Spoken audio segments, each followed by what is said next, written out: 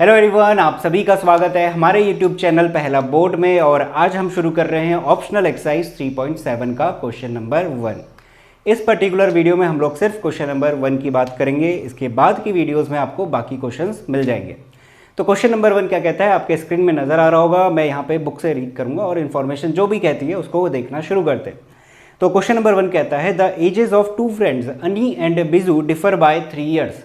तो दो दोस्तों के नाम दिए हैं और उनकी एज का डिफरेंस, डिफर का मतलब डिफरेंस होता है, डिफरेंस कितना दिया है, 3 ईयर्स दिया है। तो एजेस वाले क्वेश्चन में मोस्ट ऑफ द स्टूडेंट को प्रॉब्लम आती है। तो इसमें आप करा क्या करो कि जो भी इंफॉर्मेशन है लाइन बाय लाइन पढ़ा करो और उस चीज़ को लिखना शुरू कर दो। रफली लिखना है, पूरी स्टेटमेंट बना के नहीं लिख रही है। जैसे कि यहाँ पे इसने बोला है अनी और बिजू, तो मैं यहाँ पे लिख लेता हूँ, एक अनी हो गया और एक हो गया हमारे पास बिजू।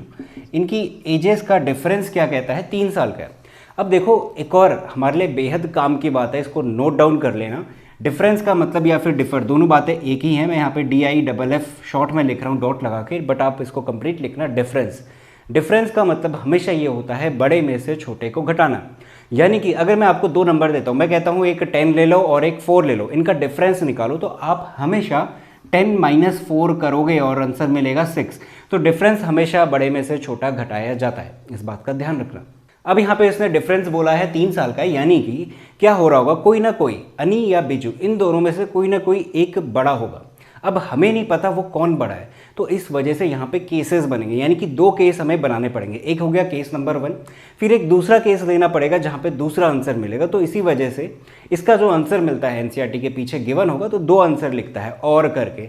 तो वो कैसे आएगा, वो कंप्लीट डिटेल मैं आपको बताऊंगा स्टेप बाय स्टेप। तो इंपॉर्टेंट यहाँ पे ये है डिफरेंस वाली बात। इसी की वजह से हमें केस बनाने पड़ जाते हैं। क्यों बनाने पड़ जाते हैं, सपोज दैट मैं मान लेता हूँ, अब मैं यहाँ पे मानना शुरू कर रहा हूँ लेट वगैरह करके, ये आप चीज़ लिखोगे, बट मैं यहाँ पे एक इनफॉर्मल वे में लिख रहा हूँ क्योंकि मुझे क्वेश्चन समझाना है, बट आपको फॉर्मली लिखना पड़ेगा। तो केस 1 तो आपको डालना ही है। मैं मान लेता हूँ कि जो अनी की एज है वो X है और बिजू की एज क्या है, Y है। अब मैं यहाँ पे क्या मानूंगा, पहला केस क्या मानूंगा, मैं ये मानता हूँ कि जो अनी है वो बिजू से बड़ा है।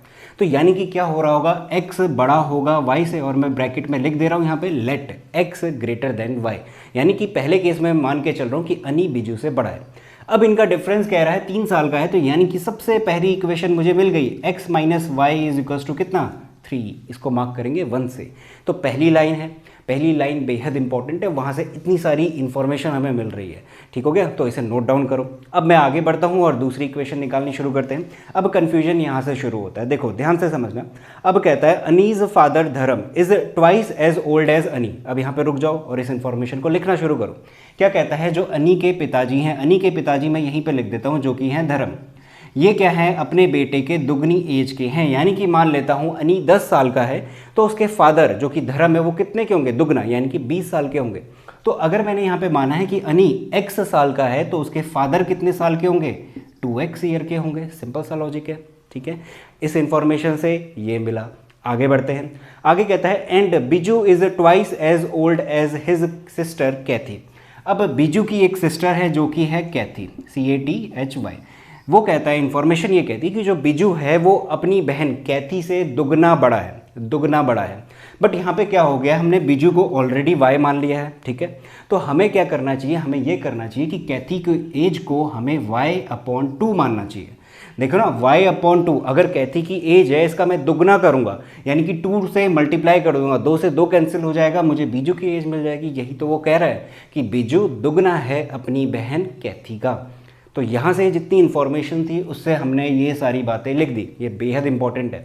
अब आगे सुनना, एक थोड़ा सा एक और आइडिया दे दूँ। अनी के पिताजी ये हैं, बिजू की ये जो बहन है कैथी ये इससे छोटी है, ठीक हो गया। अगर मुझसे बोलता है, अभी बोलेगा आगे, कि इन दोनों का डिफरेंस निकालो, किसका, धर्म और कैथी का, इनका डिफरेंस, तो कौन बड़ा होगा, ऑफ कोर्स धर्म बड़ा होगा, क्योंकि उसकी एज कितनी है, 2X है, और ये क्या है, ये बिजू की बहन है जो ऑलरेडी क्या है, छोटी है। तो इसका मतलब अगर मुझसे धर्म और कैथी के बीच में डिफरेंस निकालने को बोलेगा तो मैं 2X - Y/2 करूंगा। आगे रीड करते हैं, यही बात लिखी है। क्या लिखी है, the ages of Kathy and Dharam differ by 30 years. Dharam और कैथी के बीच में जो डिफरेंस आ रहा है वो 30 साल का आ रहा है, यानी कि मुझे लिखना चाहिए 2X - Y/2 is equals to कितना, 30। तो ऐसे करके हमें इक्वेशन निकालनी है, ये इंपॉर्टेंट है। अगेन कौन बड़ा है, धर्म हमेशा बड़ा होगा। आगे बढ़ते हैं, यहाँ से मैं एलसीएम ले लेता हूँ, एलसीएम लूँगा 4x माइनस वाई, जो भी आएगा 2 एलसीएम उसको मैंने इधर भेज दिया, तो 30 मल्टीप्लाई 2 कितना हो गया 60। तो मेरे पास इक्वेशन बन गई 4x minus y is equals to कितना 60। ये हो गई दूसरी इक्वेशन।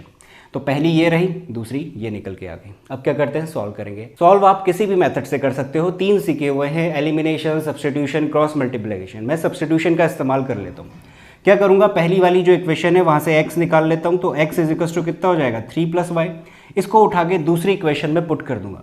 दूसरी इक्वेशन में पुट करेंगे, x की जगह पे रख देते हैं, तो x की जगह पे हो जाएगा 3 plus y, x is equals to 3 plus y निकला हुआ है क्योंकि माइनस का y as it is equals to 60।